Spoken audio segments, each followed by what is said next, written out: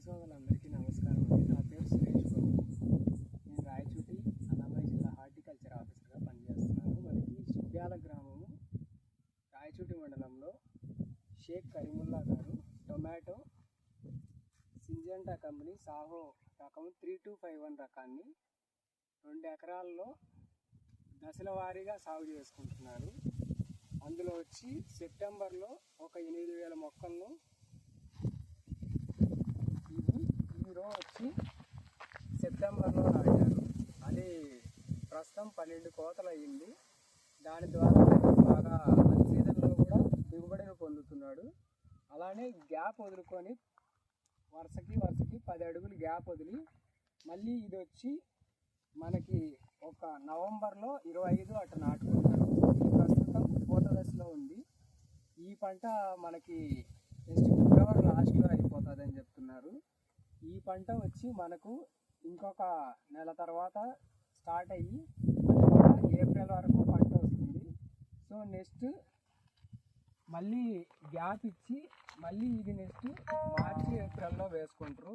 So ఈ పంట కూడా నెక్స్ట్ మళ్ళీ జూన్ వరకు వస్తుంది. ఈ విధంగా ఇవి ఒక 5000 తర్వాత అవి ఒక 5000 నాటుకున్నాడు. ప్రస్తుతం ఇది 12 కోతలు వచ్చిందని రైతు చెప్తున్నారు. సో రైతుని అడిగి ఈ విధంగా చేసుకోవడం వల్ల అతను ఎంత దిగుబడిని పొందాడు, తెగుళ్ళు ఏమన్నా తగ్గుతున్నాయా, ఈ డిపార్ట్మెంట్ ద్వారా ఎటువంటి సూచనలు పొందారు అని మనం కరీముల్లా బాషా గారిని అడిగి తెలుసుకుందాం. కరీముల్లా బాషా గారు చెప్పండి, మీరు ఏ వెరైటీ సాగు చేశారు? నమస్కారం సార్. నేను ప్రస్తుతానికైతే సార్ ఇది సింజెంటా కంపెనీ వాళ్ళది 3251 అనే విత్తనం ఎంచుకున్నాను సార్.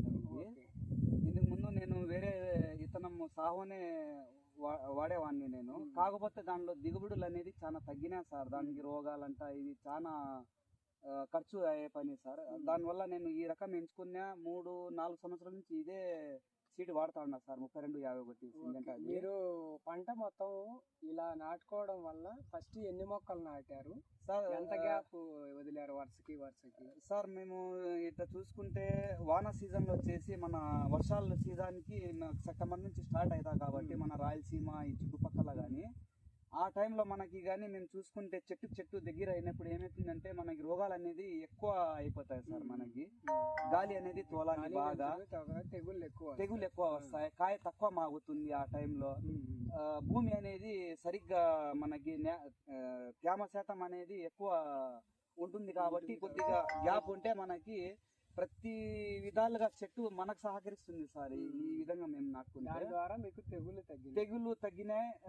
కనీసం లేదంటే దీంట్లో 12వ కటింగ్ సార్ మంది ఇప్పుడు కటింగ్ చేస్తుండేది నేను. మళ్ళా ఈ కటింగ్ ఇంకా ఒక నెల ఉండగానే ముందుగానే ఇది నవంబర్ 25కి నేను ఇట్లా నాటుకోవడం జరిగింది సార్. గ్యాప్ ఎన్ని మొక్కలు నాటారు? ఇది 5000 మొక్కలు సార్. ఇది ఇప్పుడు ఫ్రూట్ సెట్టింగ్ లో ఉండాలి సార్. ఇది నెల 10 రోజులు అయింది సార్. ఇది తొలిపూత అనేది వచ్చి ఇప్పుడు ఫ్రూట్ సెట్టింగ్ లో ఉండాలి సార్. మీరు కావాలంటే ఇప్పుడు ఈ పంటకు మీకు మొత్తం ఎన్ని కటింగ్స్ అయినాయి? ఇది 12 కటింగ్స్ అయిపోయినాయి సార్. ఎంత పడికింది మీకు ధర? సార్ ఇది ధర వచ్చేసి నాకు స్టార్టింగ్ కటింగ్ పడింది సార్ నవంబర్ 20వ తేదీ ఫస్ట్ కటింగ్ వేసినా సార్. ఆ పొద్దు నాకు 630 రూపాయలతో స్టార్ట్ అయ్యి మధ్యలో 1000 రూపాయలు, దాని తర్వాత 700, 800 మార్కెట్ ని బట్టి అప్ అండ్ డౌన్ 600 నుంచి 1000 రూపాయల దాకా పోయింది. ఈ పొద్దుటికి కూడా నా కాయ వచ్చేసి 720 రూపాయల దాకా పోతా ఉంది సార్ కలగడ మార్కెట్ లో 15 కేజీ బాక్స్.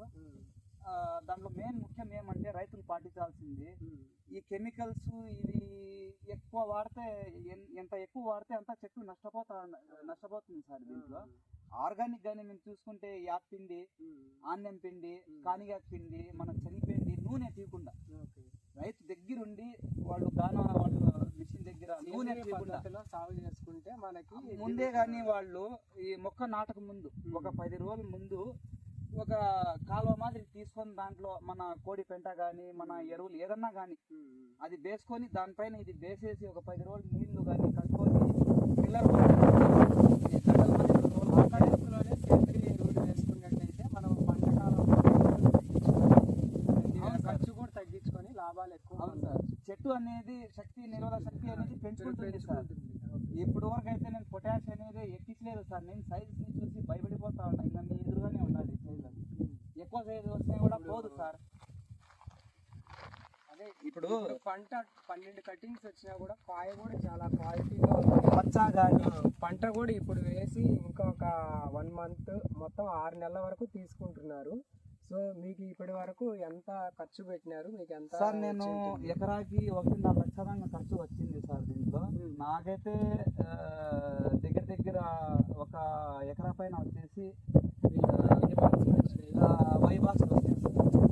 అంటే అప్రాక్సిమేట్గా ఒక 6 లక్షలు అంటే ఖర్చు ఒక 1.5-2 లక్షలు పోయినా ఒక 4 లక్షలు 4 లక్షలు 2 ఎకరాల పైన ఈజీగా మిగులుతుంది సార్. ఇది మిగతా చోట్ల అంతా పంట దెబ్బతిని పంట అయిపోవడం వల్ల ఈయన బాగా చేసుకొని సేంద్రియ పద్ధతిలో ప్లస్ ఇలా దశల వారీగా మీకు ఏమైనా ఉద్యాన అధికారుల తరపున నుంచి ఏమైనా సూచనలు అందించారా? మా సార్ వాళ్ళు అయితే సూచించినారు సార్, వాళ్ళు హార్టికల్చర్ డిపార్ట్మెంట్ వాళ్ళు ఇట్లా చేసుకోండి అని వాళ్ళు చెప్పినారు కాబట్టి నేను వాళ్ళ పద్ధతిలోనే చేసిన. నాకైతే బాగా అనిపించింది సార్ ఈ సేద్యం అయితే. రైతులకు మీరు ఏం చెప్పాలనుకుంటున్నారు సార్? రైతులకు చెప్పాల్సింది ఒకటే సార్, నా సూచన, ఊరికే వాళ్ళు ఈ మందులు వాడి కెమికల్స్ వాడి అన్నీ వాడితే ఈ చెట్టు లైఫే వచ్చేసి ఒక 4 నెలలు 5 నెలలు దానికంటే ఎక్కువ బతకదు సార్. ఇది ఎక్కువ సేంద్రియం కల్లా వెళ్తే 4 నెలలు వచ్చే చెట్టు 6 నెలలు వస్తుంది సార్. అదిగాక ఇట్లా దశల వారీగా వేసుకున్నట్టయితే మీకు సంవత్సరం మొత్తం పంట వస్తుంది. ఒక పంటలో మీకు నష్టం వచ్చినా కూడా ఇంకో పంటలో కూడా దాంట్లో రేట్లు వచ్చినా కూడా మాకు ఏం పెద్దగా నష్టపోం. ఆల్రెడీ బాగా మీరు చేసుకుంటున్నారు. గ్యాప్ కూడా వదలడం వల్ల ఇంకో పంట తీసుకున్నా ఇది ఖచ్చితంగా అన్ సీజన్ లో వస్తుంది కాబట్టి నెక్స్ట్ సీజన్ లో వస్తుంది సార్, సమ్మర్ లో వస్తుంది కాబట్టి రేటు పొందేదానికి అవకాశం ఉంటుంది. అవును సార్.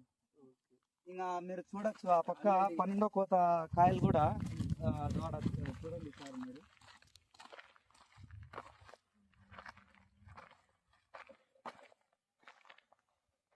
ఆల్రెడీ మనకి హార్వెస్టింగ్ కూడా జరుగుతుంది.